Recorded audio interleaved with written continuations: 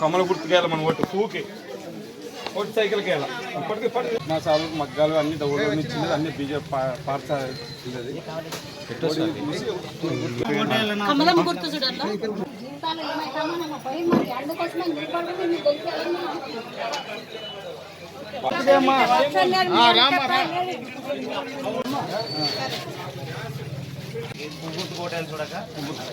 తెలిసి పట్టుకో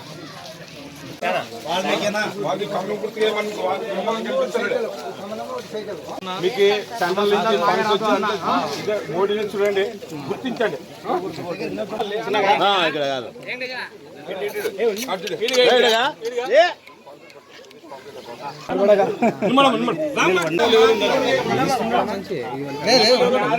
ఎవరు అని చెప్పినా మనం వేయాల్సిందే సరే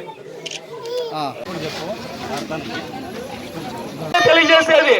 వలస వెళుతున్నటువంటి వాల్మీకి బిడ్డలు, వలస వెళ్తున్నటువంటి ఎస్సీ ఎస్టీ బిడ్డలు, వలస వెళ్తున్నటువంటి జనసేన పార్టీ సపోర్ట్ చేస్తున్నటువంటి పార్థ సారథి గారు అత్యధిక మెజారిటీతో ఇక్కడ గెలిచే తీరాలని నేను మీకు అందరికీ తెలియజేస్తున్నా. ఇంకోటి, వాల్మీకి నగర్ గురించి నేను ప్రత్యేకంగా చెప్పనవసరం లేదు. ఎందుకంటే గత ఎన్నికల్లో 151 సీట్లు వచ్చినటువంటి వైసీపీ వాళ్ళు ఏం చెప్తే వాళ్ళ అడుగులు ఎత్తుతున్నటువంటి అధికారులు ఉన్నా కూడా లాస్ట్ కి ఇక్కడ టీడీపీ, జనసేన, బీజేపీ వాళ్ళు నామినేషన్లు వేసేకపోతే కూడా అక్కడ అధికారులతో అడ్డుపడినటువంటి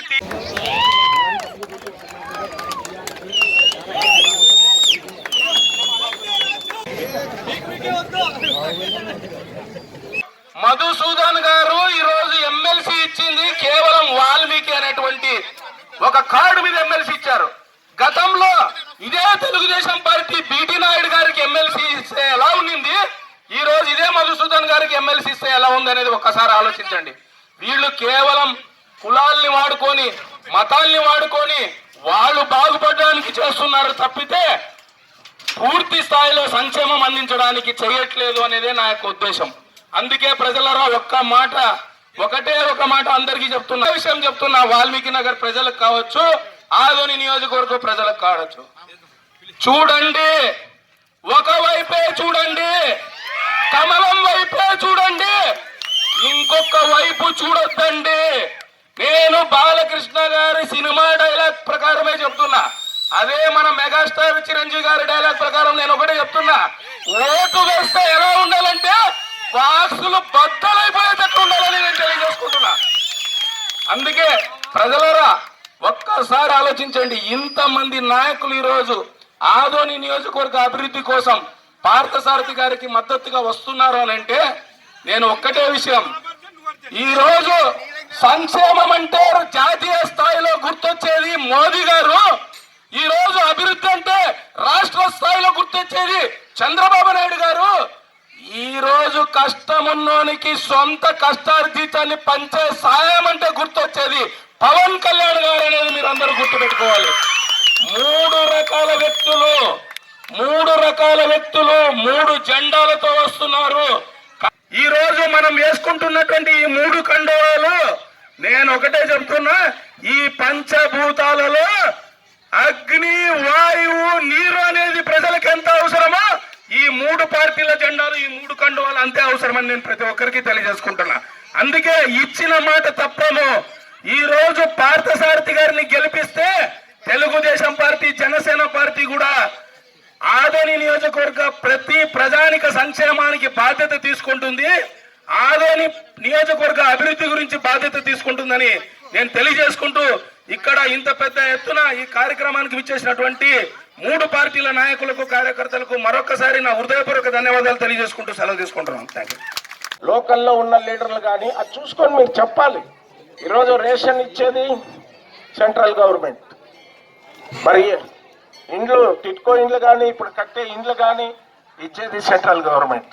మరి టిట్కో ఇండ్ల గురించి మనం 4704 కట్టాం, ఇన్కంప్లీట్ ఉంది. మన గవర్నమెంట్ పడిపోయేటప్పుడు ఏ స్థాయిలో ఉందో అదే స్థాయిలో ఉన్నాయి. మరి 1,000 లక్ష రూపాయలు 50,000 కట్టిన వాళ్ళు 8-9 సంవత్సరాలు అయింది. వాళ్ళు సిటేమి గట్టేమి దానికి ఒట్టేమి, మరలా 3,500 కూడా సెకండ్ ఫేజ్ కూడా అన్ని రెడీ చేసి టెండర్ పిలిచే లోపల ఈ గవర్నమెంట్ వచ్చింది, క్యాన్సిల్ చేసింది. చాలా ఉన్నాయి ఇవన్నీ.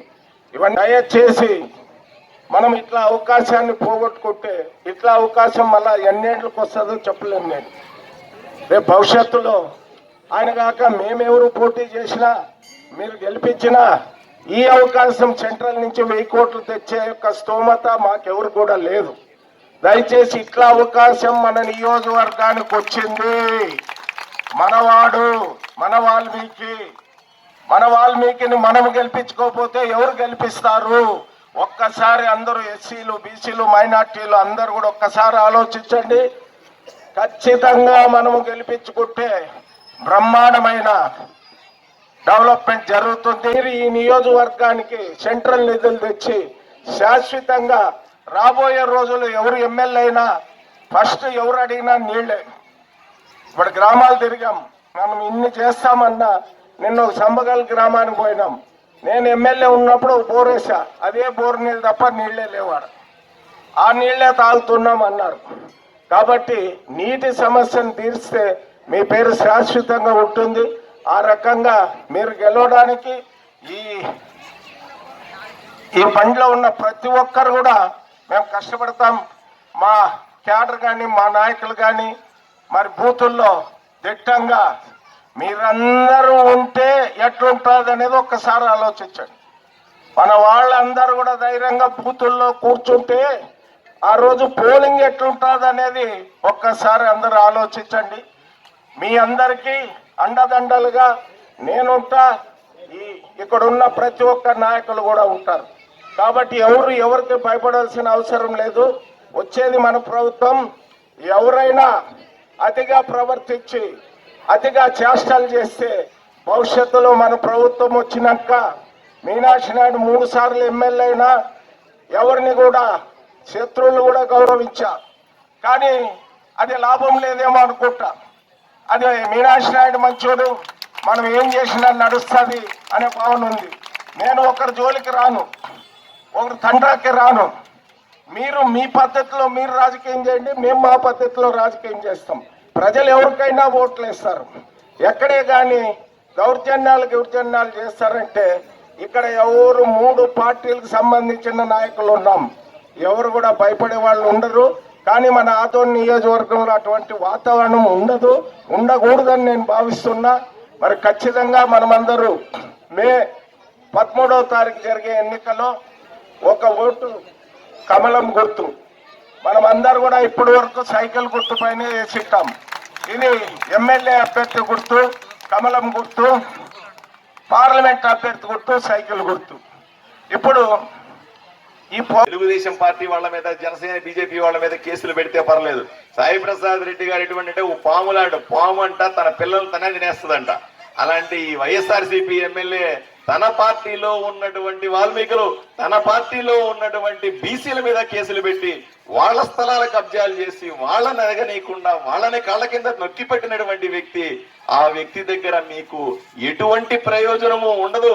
ఆ వ్యక్తి వల్ల మీకు ఒక్క పైసా ఉపయోగం రాదు. మీరు మీ కుటుంబాలు జీవితకాలం ఊడిగం చేసినా సరే ఈ ఎమ్మెల్యే మిమ్మల్ని ఎదగనివ్వడు. ఒక్కసారి కట్టలు తెంచుకొని అందరూ కూడా ఈ వైపున చూడండి, కూటమి వైపున చూడండి. తెలుగుదేశం పార్టీ, జనసేన, భారతీయ జనతా పార్టీ తప్పనిసరిగా కేంద్రంలో నరేంద్ర మోదీ గారు ప్రధాని కాబోతా ఉన్నారు. రాష్ట్రంలో కూటమి ముఖ్యమంత్రిగా చంద్రబాబు నాయుడు గారు రాబోతా ఉన్నారు.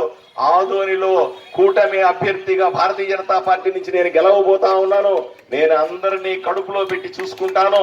నాకు ఆ పార్టీ ఈ పార్టీ అని లేకుండా ఏ పార్టీ వాళ్ళైనా సరే ఎవరైతే మంచికొస్తారో, ఎవరైతే మాతో కలుపుకొని వస్తారో, ఎవరైతే మాతో కలిసి ప్రయాణం చేస్తారో, ఎవరైతే ఆదోని గురించి ఆలోచన చేస్తారో, ఎవరైతే ఆదోని బాగుండాలని కోరుకుంటారో, ఎవరైతే గొడవలు లేకుండా, రచ్చలు లేకుండా, రౌడీజం లేకుండా, కబ్జాయిజం లేకుండా, విచిత్రమైన పరిస్థితులు లేకుండా ఇక్కడ ఆదోని ఉండాలని కోరుకుంటారో వాళ్ళందరినీ కూడా మేము కడుపులో పెట్టి చూసుకుంటాం.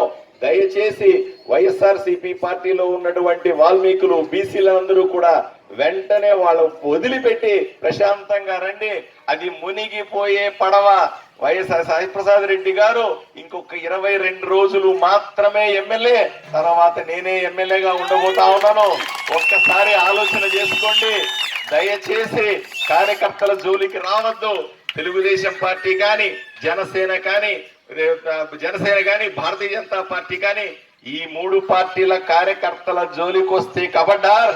నేను ఈ రోజు సవాల్ విసురుతా ఉన్నా, ఆషామాషి కాదు. ఆదోని నాది.